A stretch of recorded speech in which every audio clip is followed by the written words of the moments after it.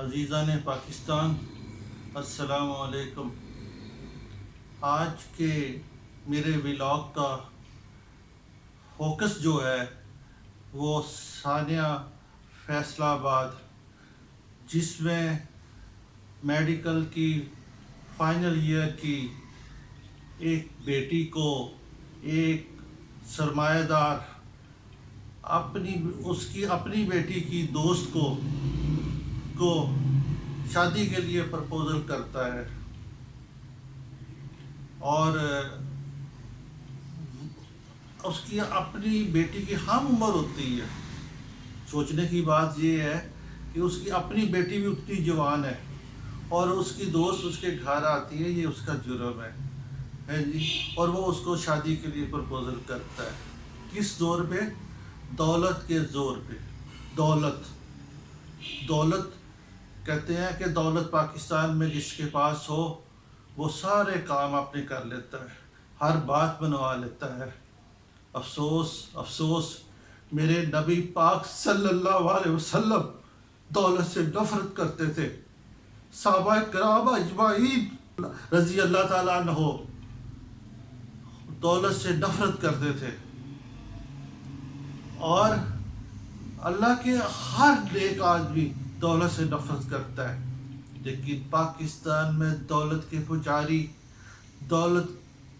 پجاری اس قدر فرعون بن گئے ہیں، ان کے لیے اخلاقیات، قانون اور معاشرتی اقتدار اور اسلامی اقتدار اور دین اسلام اور اپنے اکابرین، اپنے اسلاف، نبی پاک صلی اللہ علیہ وسلم کی شان، ان کے صحابہ کرام اور سب کو تذلیل کرنے کے لیے تیار ہو جاتے ہیں۔ یہ پاکستان کی حالات ہو چکے ہوئے ہیں۔ عزیزان اسلام، یہ میرے پیچھے آپ کو شیشہ نظر آ رہا ہے، اسپیشل یہ شیشہ لگایا ہے، اور اس جگہ پہ میں آپ کو یہ ولاگ دے رہا ہوں، اور آج کی بات بڑی اہم ہے، آپ نے غور سے سننی ہے۔ یہ شیشے کے پیچھے آپ دیکھ رہے ہیں جو چیزیں آگے پڑی ہوئی ہیں، یہ پھول پڑے ہوئے ہیں، یہ ٹیبل لیمپ پڑا ہوا ہے، وہ پیچھے دروازہ بھی، پیچھے کا بھی منظر سامنے آ رہا ہے، اور میں بھی آپ کو نظر آ رہا ہوں، ہر چیز نظر آ رہی شیشے میں۔ دنیا مخافات عمل ہے، ہم جو بیجتے ہیں وہی کاٹتے ہیں۔ دنیا مخافات عمل ہے، ہم جو بیجتے ہیں وہی کاٹتے ہیں۔ یہ معاشرہ آج جس سٹیج پہ پہنچ گیا ہے، جس مقام پہ پہنچ گیا ہے، اس میں خدا کی قسم کوئی مانے یا نہ مانے، یہ سارے جتنے رہنما ہیں، جتنے کابرین ہیں، جتنے اسکالر ہیں، جتنے اس ملک کے اہم ادارے ہیں، میں نام نہیں لینا چاہتا، نام لے کے اداروں کی تذلیل ہوتی ہے، لیکن اداروں کو اس کے اہم ادارے، ان سب کی ذمہ داری تھی اس ملک کو، پاکستان بنانا۔ پاکستان فارسی کا لفظ ہے، پاک لوگوں کی سرزمین، لیکن آج 75 سال گزرنے کے بعد پاکستان کو ہم نے ایک خوفناک سٹیٹ بنا دیا، ایک ہراسمنٹ کی سٹیٹ بنا دیا۔ آج اگست کا مہینہ گزر رہا ہے، 14 اگست والے دن یہ امپورٹڈ حکومت جو ہم پہ مسلط کی گئی، اور دنیا نے اس کو دیکھا، اور یہاں تک مولانا طارق جمیل جیسے بزرگ غیر سیاسی لوگ، جن کا کام صرف اللہ اور اللہ کے رسول کی بات کرنا ہے، وہ بھی اپنے جذبات پہ، اپنے آپ پہ کنٹرول نہیں رکھ سکتے، اور کہتے ہیں یہ حکومت ہم پہ مسلط کی گئی۔ ہم اسی وجہ سے اس حکومت سے خلاف ہے، یہ ہم پہ مسلط کی گئی، اور ہمارے ساتھ، پاکستانیوں کے ساتھ ایک قسم کا بہت بڑا کھلواڑ کیا گیا۔ عزیزان اکرام، پھر اس امپورٹڈ حکومت نے قائد اعظم کی بابرکت تصاویر کے نیچے ہمارے رہنما کے نیچے، تصویر کے نیچے مجرا کراچی اسلام آباد میں کروایا، اسلام آباد میں 14 اگست والے دن مجرا کروایا۔ پھر لاہور سے ایک ٹرین جاتی ہے تیز گام، اس میں یقیناً اس میں پلاننگ ہوگی۔ آپ یہ ایسے نہیں واقعات پیدا ہوتے، کہتے ہیں وقت پرورش پاتا ہے صدیوں، ثانیہ پل میں رونما نہیں ہوتا، اسی طرح کا کچھ شعر ہے نا۔ تو یہ ثانیہ ایسے نہیں ہو جاتا، یہ تیز گام کی ٹرین میں ڈانس کروانا اور وہ بھی ایسے ہجڑے اور پھر ان کا مردوں کے اوپر لیٹ جانا، یہ کوئی معمولی بات نہیں ہے۔ پھر وہ مرد بھی بغیرت، وہ مرد بھی بے شرم جو یہ تصویریں بنا رہے ہیں، ویڈیو بنا رہے ہیں اور انجوائے کر رہے ہیں۔ میں آپ کو ایک بات بتاؤں عزیزان اسلام، عزیزان پاکستان، الحمدللہ رب العالمین کا شکر ہے میری 2 بیٹیاں ہیں، ان کی اس طرح پرورش کی جس طرح باپ بیٹوں کی کرتا ہے، اور مجھے میری بچوں نے اور اس کا کریڈٹ بھی مجھے دیا۔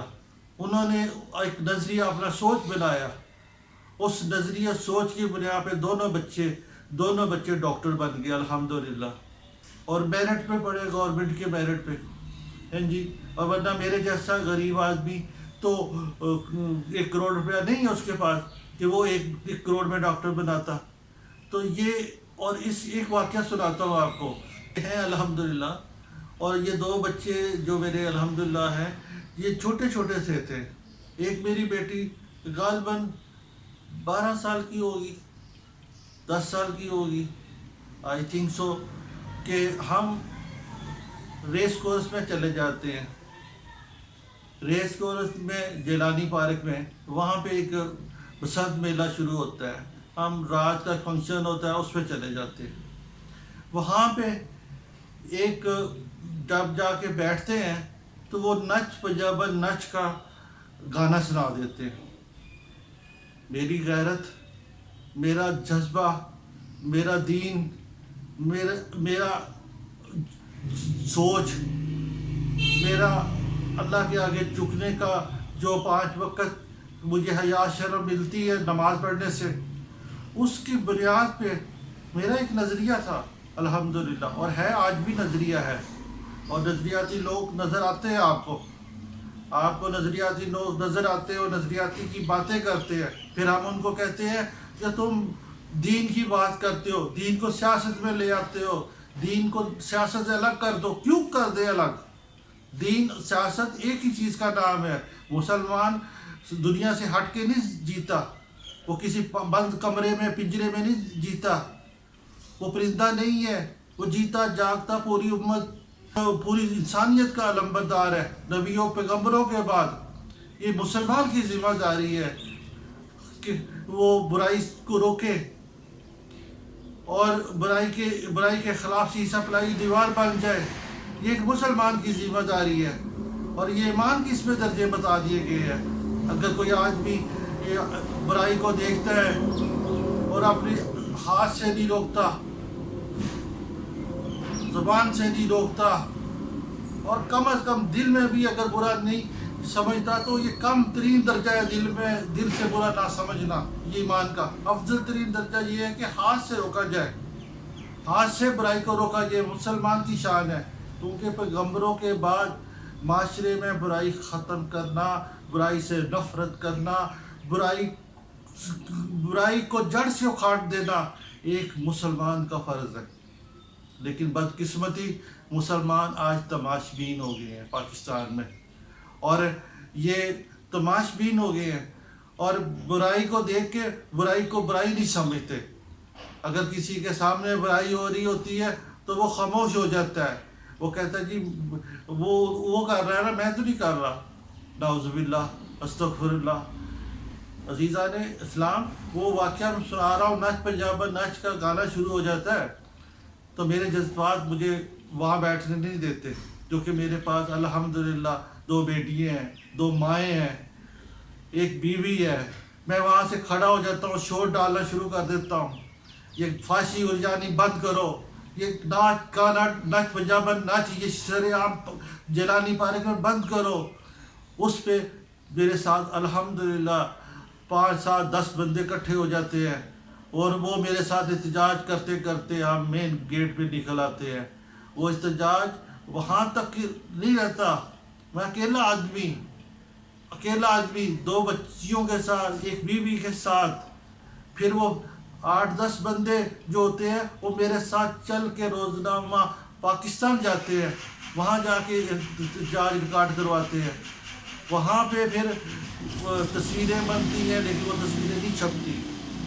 پھر اس کے بعد میرے جذبات مجھ کو پھر مجبور کرتے ہیں اور میں وہاں سے پھر روزنامہ پاکستان ہوں. وہاں نیچے اپنی ایک بیٹی اور بیگم کو کھڑا کرتا ہوں اور اوپر رپورٹنگ روم میں ایک بڑی بیٹی کے ساتھ جاتا ہوں جو آج کل الحمدللہ پروفیسر ڈاکٹر بن رہی ہے.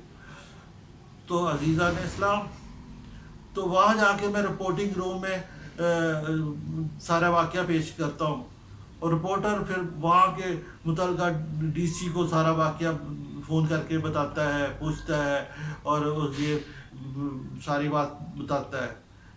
کہنے کا مقصد یہ ہے کہ آپ برائی کے خلاف اگر بولتے نہیں ہیں، اس کے خلاف جد و جہد نہیں کرتے، تو اس میں قصور آپ کا اپنا ہے. یہ پاکستان، یہ فیصل آباد کا فائنل ایئر کی بی ڈی ایس بچی کے ساتھ ظلم اور ناانصافی ہونے کا یہ واقعہ پاکستان کی تاریخ کا سب سے بدترین اور سیاہ ترین اور گنانا قسم کا جرم ہے کہ ایک بیٹی کو، ایک جوان بچی کو، وہ بھی فائنل ایئر کی طالبہ کو، میڈیکل کی طالبہ کو، میڈیکل میں جو بچے پڑھتے ہیں نا، ان کے ماں باپ کو پتہ چل جاتا ہے کہ وہ پڑھائی کتنی مشکل ہے. وہ بچے اپنے ارمان، سکون، اپنی خواہشیں، اپنا سکھ چین، اپنی جوانی کو چھوڑ کے، اپنے لڑکپن کو چھوڑ کے، اپنی خواہشات کو مار کے بند کمروں میں بیٹھ کے پڑھتے ہیں، پھر جا کے وہ ڈاکٹر بنتے ہیں. ایسے مفت میں ڈاکٹر نہیں بن جاتے.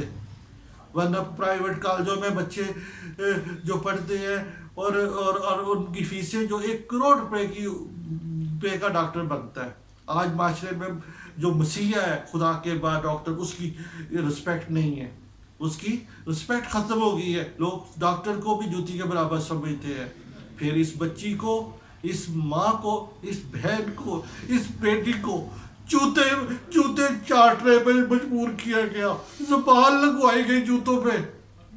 کیا یہ ظلم نہیں؟ کیا یہ ناانصافی نہیں؟ کیا اس پہ ادارے، کیا جنرل باجوہ اس کا یہ فرض نہیں ہے اس پہ ایکشن لے؟ یا chief justice of supreme court جو سوموٹو ایکشن لیتا ہے، کیا اس کا فرض نہیں ہے یہ جوتے چاٹنے والی بچی کو فوراً انصاف دلایا جائے؟ یہ ممکن نہیں ان لوگوں کے لیے، کیا غیرت مند پاکستانیوں کے لیے، کیا اسلام پسند لوگوں کے لیے، کیا پاکستانی مسلمانوں کے لیے یہ فرض نہیں ہے وہ سڑکوں پہ آئے، احتجاج کرے؟ یہ بیٹی کا نام ختیجہ تھا، نبی صلی اللہ علیہ وسلم کی ازواج مطہرہ کا نام، اسلام لانے والی پہلی خاتون حضرت ختیجہ تھا. اس بچی کے ماں باپ نے بھی جب اس کا نام رکھا تھا اور رکھا ہوگا تو انہوں نے بھی یہی سوچ کے رکھا ہوگا یہ اس کو اسلامی نام دے دے. اللہ کو جو پسند ہے، جس سے اللہ کے رسول کی پہلی شادی ہوتی ہے، اس کا وہ نام اس کو ساتھ رکھ دیا حضرت ختیجہ رضی اللہ تعالیٰ عنہ. تو یہ بچی کا نام ختیجہ تھا جو بڑی مشکل سے فائنل ایئر میں پہنچی. فائنل ایئر میں پہنچ کے اس کی اپنی بیٹی کہ ہم عمر بیٹی تھی، اس کو پرپوز کرتا ہے دولت کے بل بوتے پہ. لعنت ہو ایسے شخص پہ، کروڑ دفعہ لعنت ہو. میں ٹوٹ کیا، میں نے کبھی کسی لعنت نہیں کی، لیکن میں اس شخص پہ جس نے اس بچی کے ساتھ ظلم کیا کروڑ دفعہ لعنت بھیجتا ہوں. میرے پاکستانیوں، اگر اس ظلم کے خلاف آپ نے آواز بلند نہ کی، اس ظلم اور ناانصافی کے خلاف ظلم نہ بات کی، تو خدا کی قسم، خدا کی قہر کو کوئی نہیں روک سکتا. خدا کا قہر ویسے ہی نظر آ رہا ہے، ہمارے گھروں میں نظر آ رہا ہے، ہمارے کھانے پینے کی اشیاء میں نظر آ رہا ہے. ہر چیز تباہی کے دہانے پہ پہنچ گئی ہے، ملک میں بارشوں کا طوفان ہے، ملک ڈوب رہا ہے سیلاب میں، اور اس دفعہ وہ بارشیں ہوئی ہے جو پہلے کبھی نہیں ہوئی تھی۔ عزیزان اسلام، یہ یاد رکھے یہ بچی خدا کا دوسرا، بیٹی خدا کا دوسرا روپ ہوتی ہے، یہ میرا قول ہے۔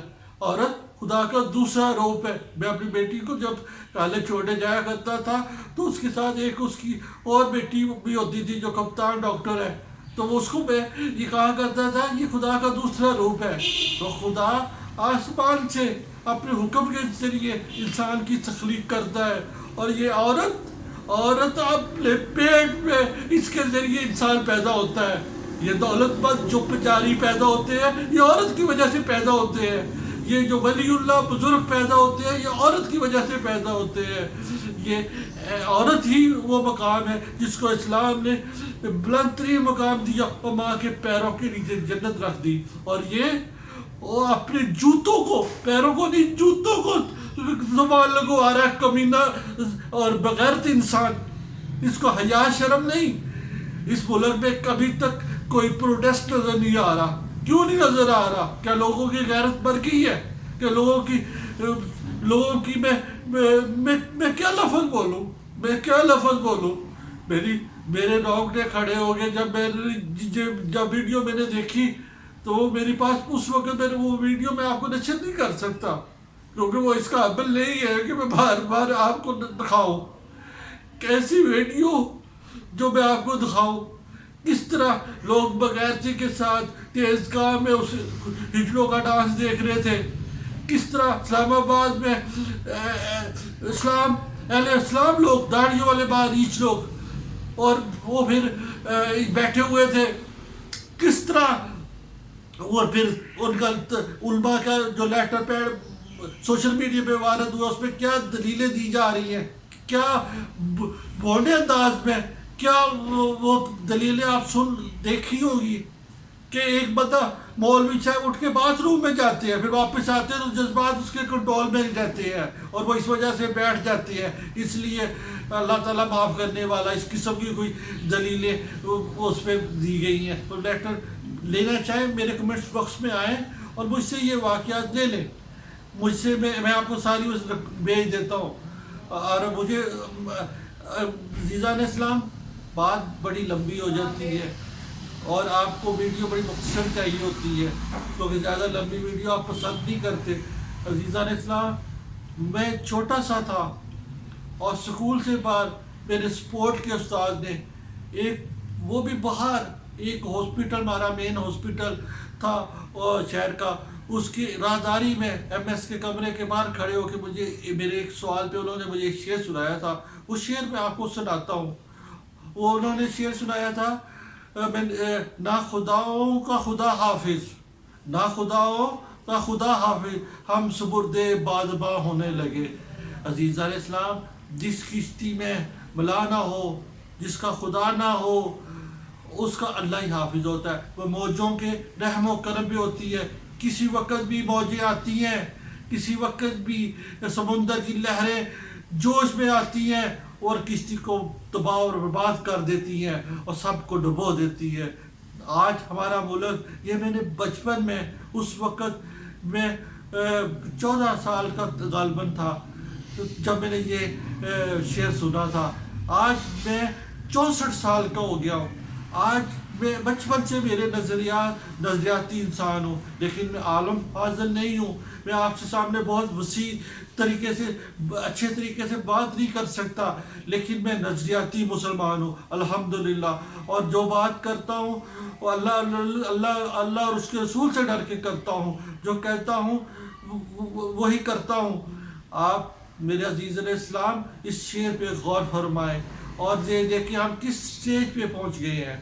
اگر خدا نہ خواستہ ہم نے اس ملک کو نہ سنبھالا، اس ملک کی ہم نے جو خرابیاں ہیں، اخلاقیات خراب ہو گئی ہے، جو قانون کی حکمرانی نہیں ہے، جو لوگ دندناتے پھر رہے ہیں، اگر ہم نے اس ملک کو نہ سنبھالا تو پھر ہمارا خدا ہی حافظ ہے۔ عزیزان اسلام، میری اس بات پہ غور فرمانا اور خدا کے لیے پاکستان کو پاکستان بنائیں۔ والسلام۔ اللہ حافظ.